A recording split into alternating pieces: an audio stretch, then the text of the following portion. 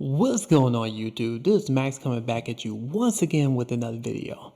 This time, by looking at the title already, you already know that I'm doing another unboxing video of the Yamaha A8A. Now, if you like this type of content, if you could do me a favor by hitting that like button and that subscribe button, I greatly appreciate it.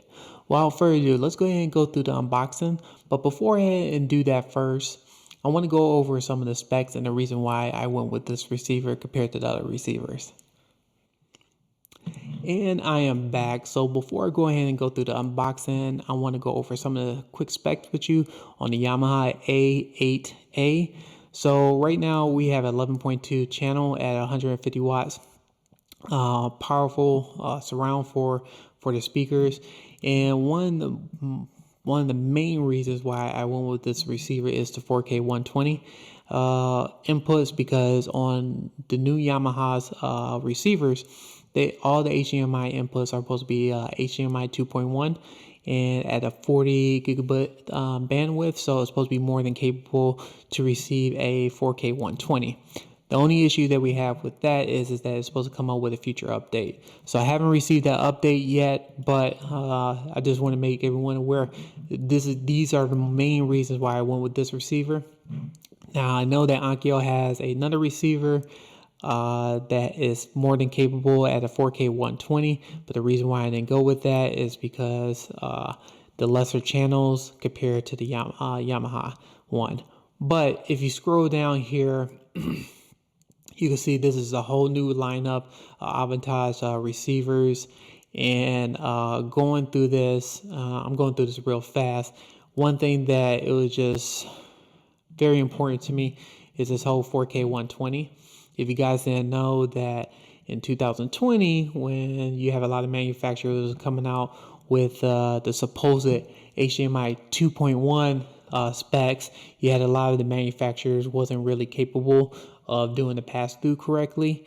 And one thing, the reason why I had to hold off on it is because of that issue. Some receivers may work well with the PS5, but other issues is that the Xbox Series X wouldn't work at all. And just to name a few manufacturers that is not working correctly is but don't want to go into that rabbit hole. But just going over the receiver specs is something that really drove me into the Yamaha line. So, all right, let's go ahead and go through the unboxing. So getting back into the unboxing video. So the reason being that I went with the Yamaha RX-A8A is because, for one, it's considered one of their top of the line from Yamaha for 2021. So this flagship model is replacing the predecessor model of Yamaha RX-A3080. So this one is just like how I mentioned before, it's 11.2 channel receiver, and they got a power output of 150 watts per channel. So another big reason why I chose this receiver is the AK60 or the 4K 120 video in this flagship series. So that's supposed to come in the future updates. So I will keep everyone updated in regards to when that is going to be coming to the Yamaha receivers. So getting back into the actual build quality of the A8A, this thing is pretty heavy for its flagship, and which is a good thing. That's just telling me that they packed a lot of things into this receiver. And if you guys need to know, or if everyone needs to know, the receiver is close to 50 pounds, but exactly it's at 47.2 pounds. So just give everyone just a little bit of an understanding of how massive this thing is. In part of the unboxing, I noticed that this remote control that Yamaha provide is pretty neat coming out of the box. So looking at it right now, you might not notice it, but I'm about to show you in the next scene that this remote lights up for anyone who is interested. So just like I reviewed the Sony A90J, This Yamaha flagship receiver also lights up the remote control, so which is a very good thing, especially at night, especially when you're trying to look at the settings and go through the menus. So besides the remote, you will have a quick guide tutorial what's supposed to come in the Yamaha box. You will have here AAA batteries that's supposed to go for the remote, and you have the power cables that will go to the receiver. And we have here the antenna, AM and FM antenna. This one is the YPOW that's supposed to do the calibration of your speakers, and that is something that's pretty cool that I'm going to be using later down the line. So I'll show you guys in another future video. You'll also receive a DAB, FN, FM antenna. I will also show the microphone base in the pole that you use for the YPOW when you do the calibration for the receiver. Oh, and another thing that I need to mention to everyone, anyone who are early adopters of the new Yamaha receiver and do a product registration, you would get an additional 2-year warranty, manufacturing warranty, on top of the 3 years that Yamaha is providing. So that will make it a total of 5 years of manufacturing warranty, which is phenomenal if you're going ahead and trying to buy this receiver.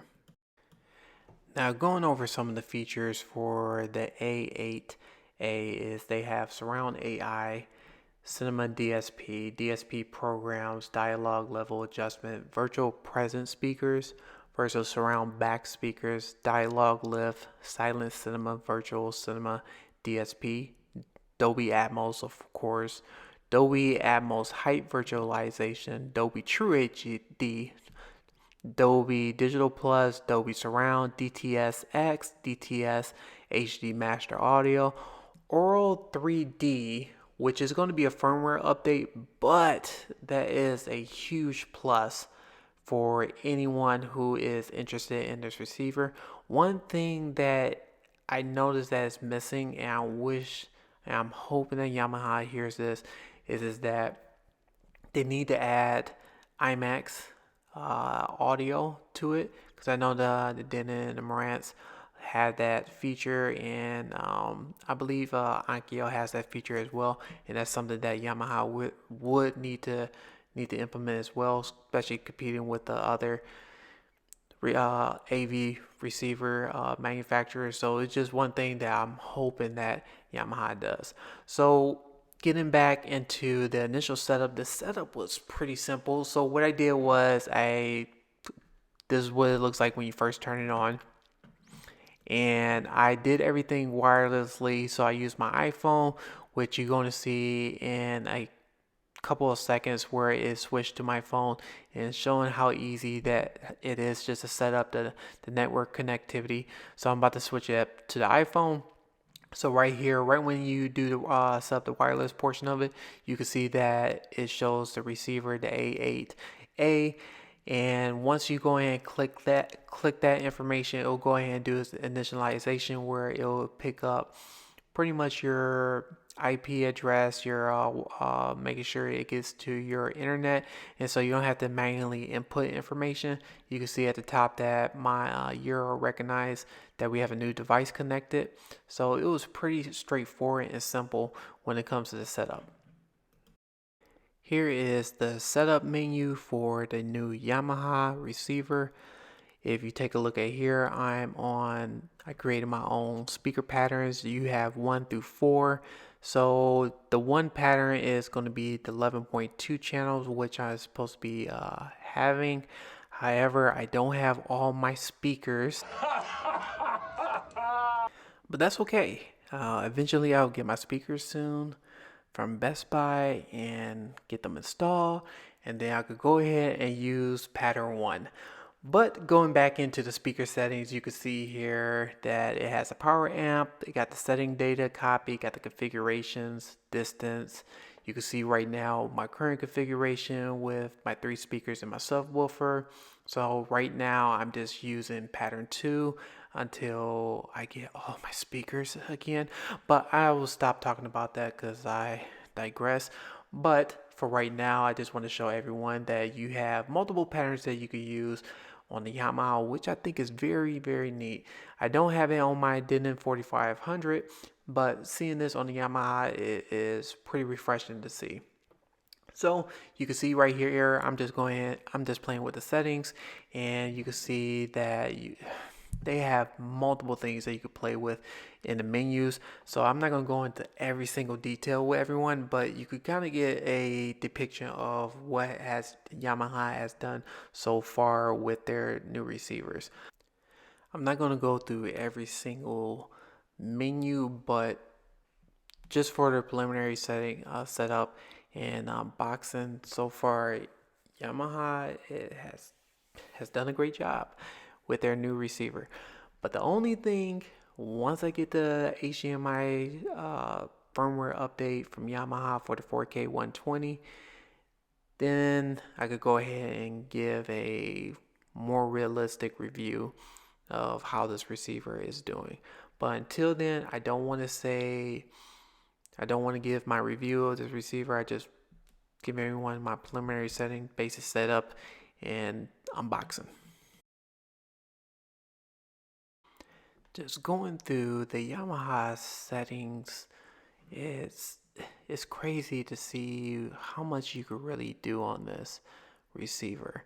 And just looking at here, you got scenes on here where you could do for the HDMI. Once you select that, you could do the HDMI control. You can see the check marks on there where you could do your own edits to it. You could do a scene rename on there. It's just looking at this right now, even recognize my projector that I'm currently using right now. It shows the capability of the projector, which I think is crazy.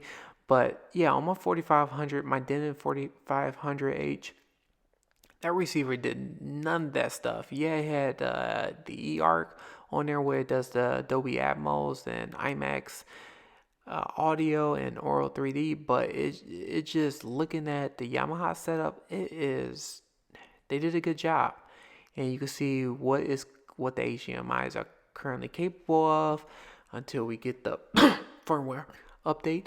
But yeah, so far just going through the menus and going through every single item, they did a good job. It is way more thorough and more well user friendly than I thought it's going to be. Because when I go to the other receiver, that didn't is a good receiver. It is a great receiver, but I just found some of the menus to be non-user friendly compared to what I'm seeing on the Yamaha.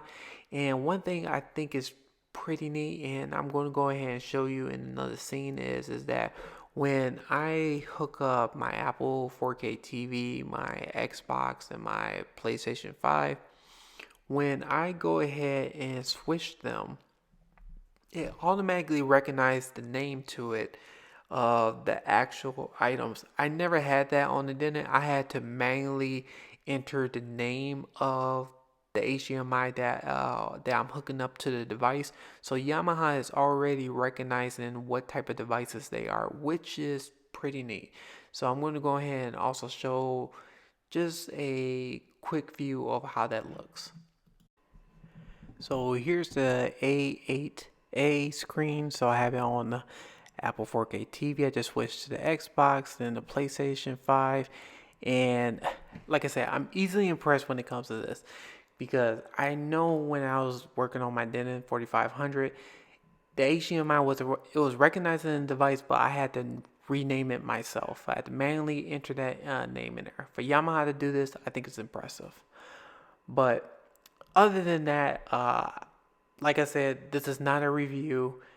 I just want to show everyone the new Yamaha 8A, or excuse me, the A8A receiver. So If you guys have any questions specifically about this receiver, go ahead and shoot that in the comments line. I'll do the best I can to try to answer any questions.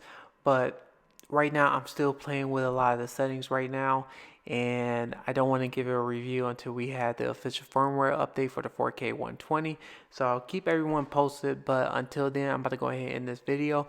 Thanks again for liking and subscribing to my videos. If you want to see more content like this, go ahead and hit that thumbs up and hit that subscribe button. I greatly appreciate it. And I'll see you guys on the next one. Hope everyone have a good one. Take care.